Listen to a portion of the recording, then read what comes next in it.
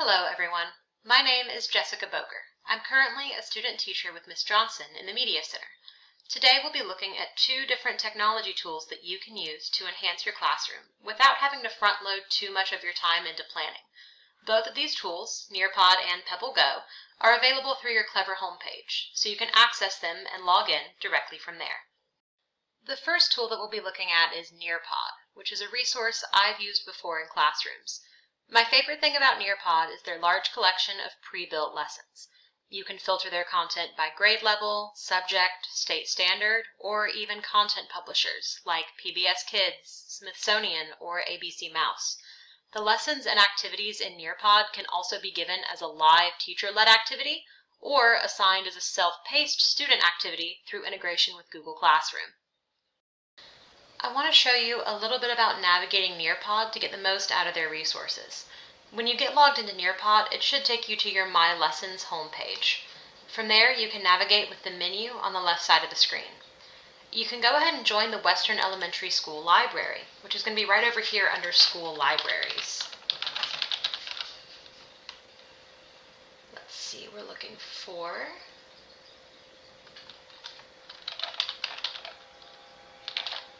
There we go. If you add content to this shared library, everyone will be able to see and use it. So it's a great way to quickly build a shared collection of resources. Let's explore this NearPod library over here. On their homepage, you'll see categories for upcoming events and from featured creators. Right now we have things like National Bullying Prevention Month, Economic Education, Fire Prevention. If you click on grades or subjects right up here, it will take you to a really large collection, but you can easily filter that down using state standards, which is an option right over here.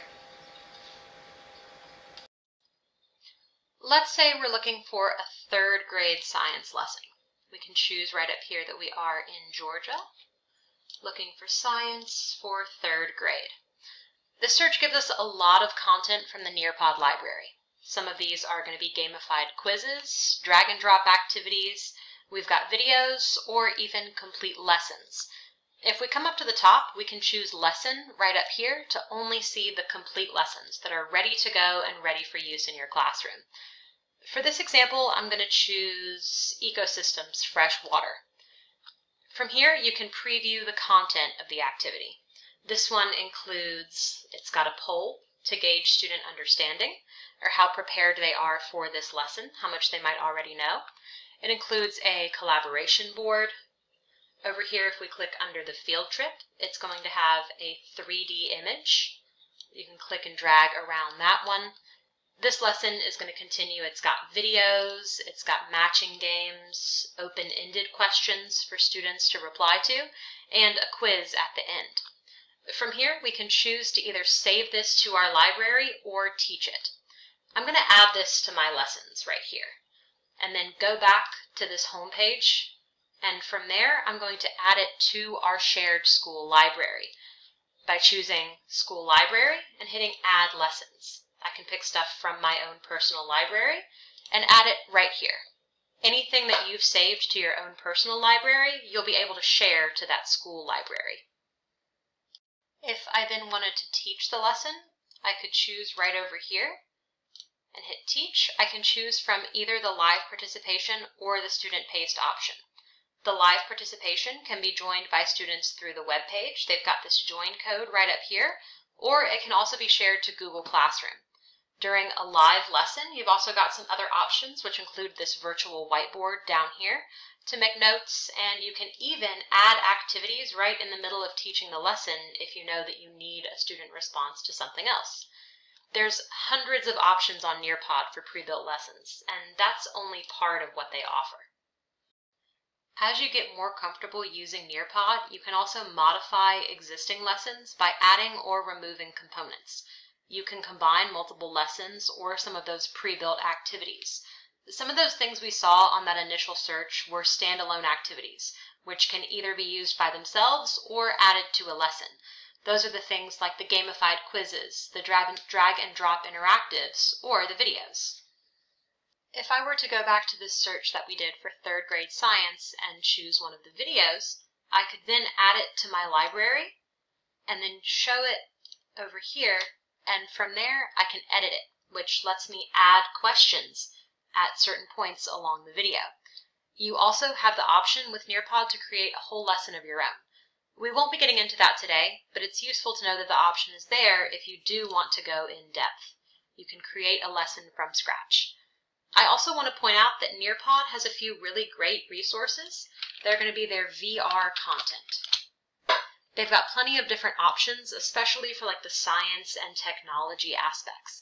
The library here at Western does have VR headsets, which you can use by contacting Ms. Johnson and scheduling a time to bring your class to the library. I know a lot of these look like advanced materials, but if we were to go back and filter by standards and choose, let's say, 4th grade science for this example, we can see that we do have plenty of options that we can use for the VR lessons as well. I want to challenge you to explore NearPod later today. Take some time to look through their content library and see if you can find a lesson that you could use in your classroom. You can save it to your own library or add it to the school's shared library if you'd like. I'd love to check back later and find some resources in that shared library. PebbleGO is the other resource that we'll be covering today. Where NearPod is on the teacher side of lesson planning, PebbleGO for kindergarten through 2nd and PebbleGO Next for 3rd to 5th grade has a more student-focused interface. They have a large collection of articles and resources that students can explore on their own, or you may choose to assign certain articles for them to review.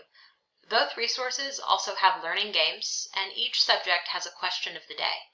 There's also a Books tab, which has a selection of fiction and nonfiction ebooks about a variety of subjects.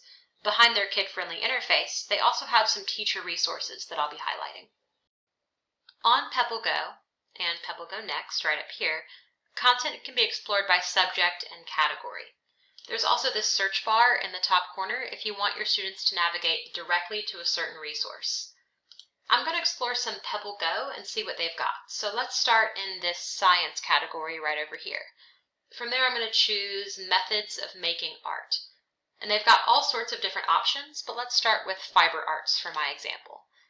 Once you pick a specific article, you'll see each section at the top of the page. Within the articles, there's also an option for it to be read aloud to students right here, with the web page highlighting each word as it is read. Mine's on mute right now, so you won't hear the voice, but this is exactly what it's going to look like to a student as it's reading. This could be a great option for students who have difficulties with reading. Vocabulary words are also linked in blue, and students can click them to easily view the definition. Each article also has an associated activity. These are printable worksheets rather than online activities, but it can be a great way for students to complete a self-paced reading or learning activity and fill out the worksheet, or complete the activity to show you what they've learned. If you're browsing in the science category, many of those lessons include experiments like this one, or hands-on activity instructions that can be used in the classroom. And some, like this, also have multiple options for activities. Questions for understanding, or we have another worksheet to share what you know that allows students to draw and state some facts about fiber art. If students need a learning activity to fill time after completing their assignments, they can click back at the start and choose a subject. From there, they can play with the question of the day for each category. This one for today is, how can we work on our self-control for the health category? And it shows you what other students have picked. They also have an option right up here within each category to click this spinning wheel, and it will take you to a random article, which can allow students to learn a lot more about a subject they maybe never would have chosen on their own. The articles over in PebbleGO Next, which is the one for 3rd to 5th grade, are going to have that same exact layout, but you'll notice that they're a lot longer articles. They also have that read aloud option, which is going to be really great for students, and different types of resources are going to have different things right here at the bottom. So the biographies have the timeline, which allows a really clear visualization of certain facts about a particular person's life. They have plenty of really neat resources. One of my favorites, if you click over here under States, you can learn about all the different places in the United States. But let's take a look at Georgia. You've got the timeline, a video, you even have Georgia's song, but you also have this little recipe. Each state is going to have a recipe for food traditional to that state. Georgia's, for example, is peach cobbler. This is just one of those fun little resources that you can encourage students to explore to learn a little bit more about the United States. You can also show your students this books section and encourage them to explore it. Like the articles, the books can be read out loud. All you have to do is open it up and hit that play button right down here. They also have a wide range of books that include fiction, nonfiction, and some graphic novels. If your students are working on a project and they want to use PebbleGO for their research, there's also an option that you may have seen at that bottom bar before for them to easily cite it. I'll show it to you on this book right here.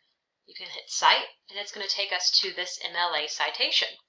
Whether you want to use PebbleGO articles as lesson components or let students explore this resource and see it on their own, it's a great tool to incorporate into your classroom.